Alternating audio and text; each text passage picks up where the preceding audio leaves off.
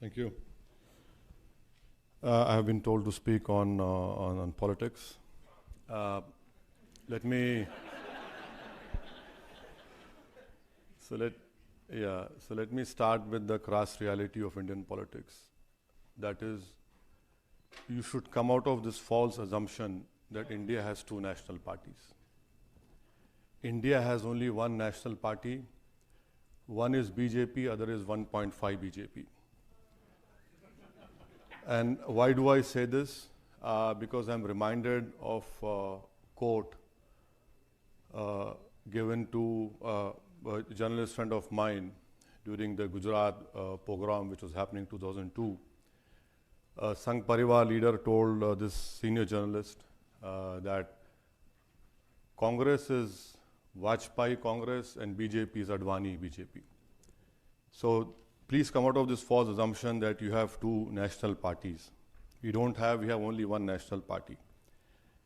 And yes, the present politics, there is a grave threat to our separation of powers. Earlier also, I cannot say that the earlier regime of Congress or UPA didn't try to weaken separation of powers, but now in the present day, there's a grave threat to that separation of powers. Thirdly, if you have a grave threat to separation of powers, when executive has to be independent, judiciary has to be independent, legislature has to be independent. Unfortunately, what we are seeing now is that you have this overpowering executive which wants to control the legislature and the judiciary. You must have read, sitting in Harvard or sitting in USA, that how 4 senior Supreme Court judges had to do a press conference and basically have to plead with the people of India, please save the democracy. And then you have this great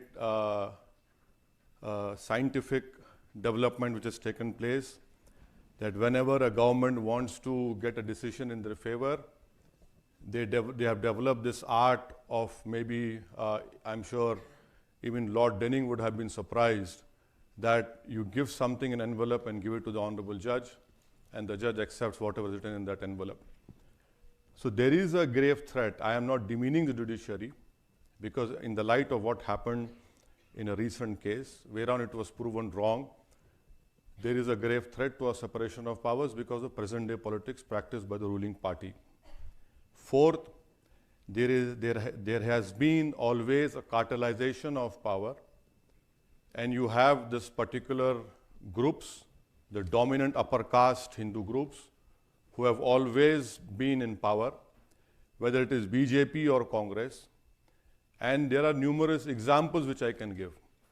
Fifth point is, because of this cartelization of power, the present day Indian politics is not what XYZ can deliver in terms of justice, in terms of fraternity, in terms of liberty, in terms of equality, which our forefathers had enshrined this in our preamble.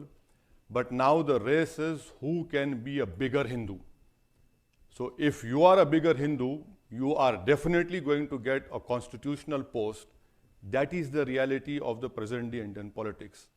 Why do I say that? Because recently in Madhya Pradesh, 3 Muslim youths were arrested for an alleged crime of cow slaughter. You have a requisite law for that particular offense, alleged offense, but National Security Act was imposed on those 3 youths. Now, I do not know that an alleged cow slaughter is a national security issue. But you have what I said, a 1.5 BJP in power. That is why they had used NSA over there. So then you have a 7th point. You have these dominant caste groups, whether Patels, Gujars, or Marathas, who want reservations. Now this is where the real fun begins.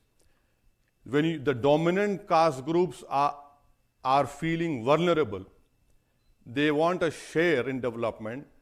This in itself speaks volumes about these people who have a great stranglehold on the power system of our India. So the dominant caste groups are feeling uneasy.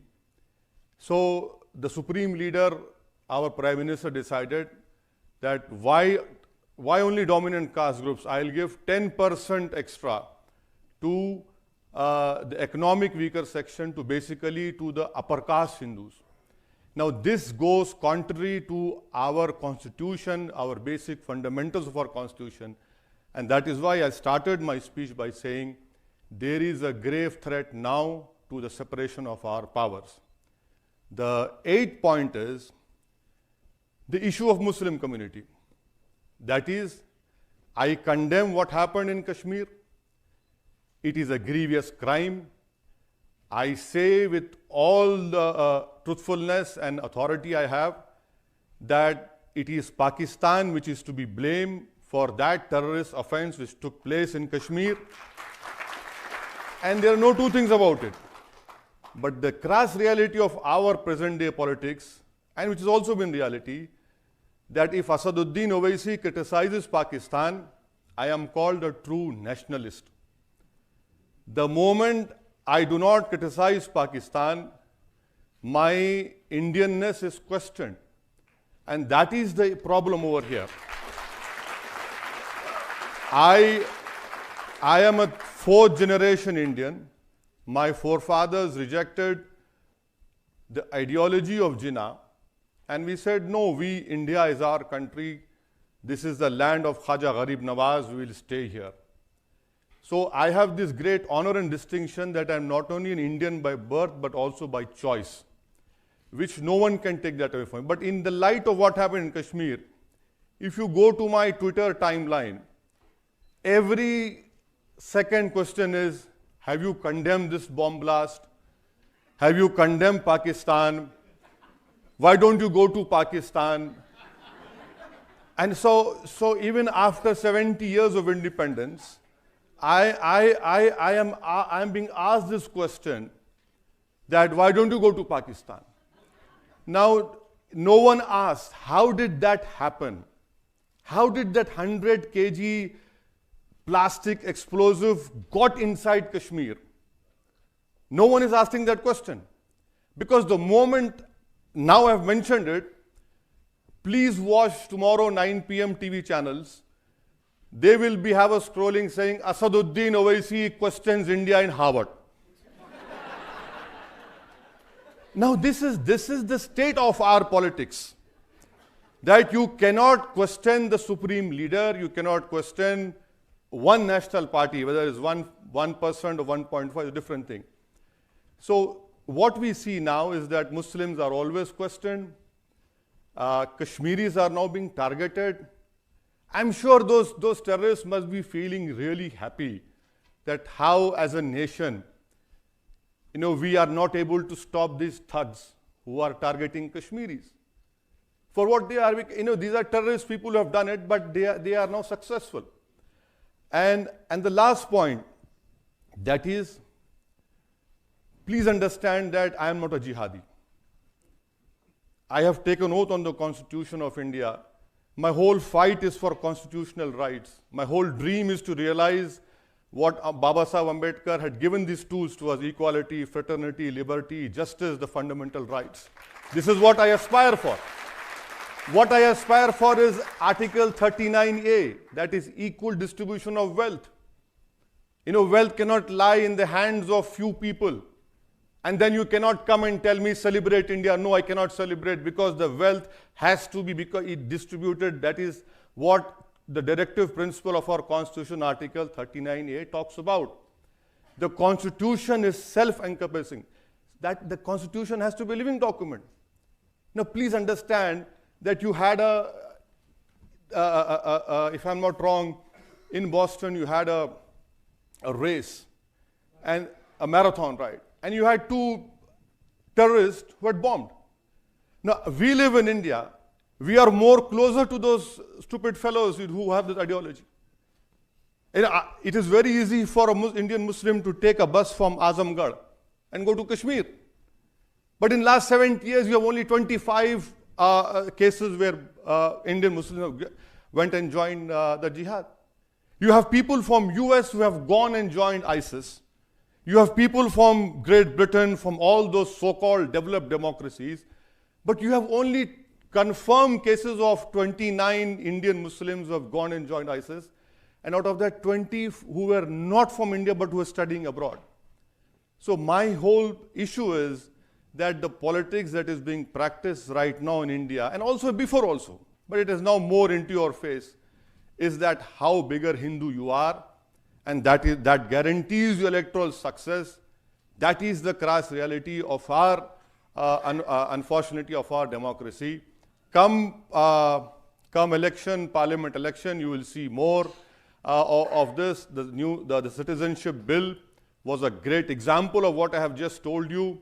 Another example which I can say with Rahul Gandhi being called as a Janyodharu Hindu.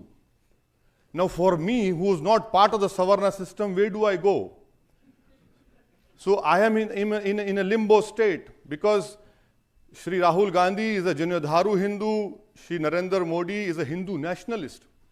Now I believe in Indian nationalism, which is inclusive, because this is what the Constitution wants each and every Indian to be: an Indian nationalist, not to be a Muslim nationalist, not to be a Hindu nationalist. You know, so that is why I say that the whole present day politics is only geared up towards majoritarian form of democracy, which has to be stopped. And I hope, and I'm working, and my earnest desire is that the next government which comes into existence in May, June would be a non-Congress, non-BJP government, which will reflect the diversity and the pluralism of our country, which is the ethos of our country. Thank you so much.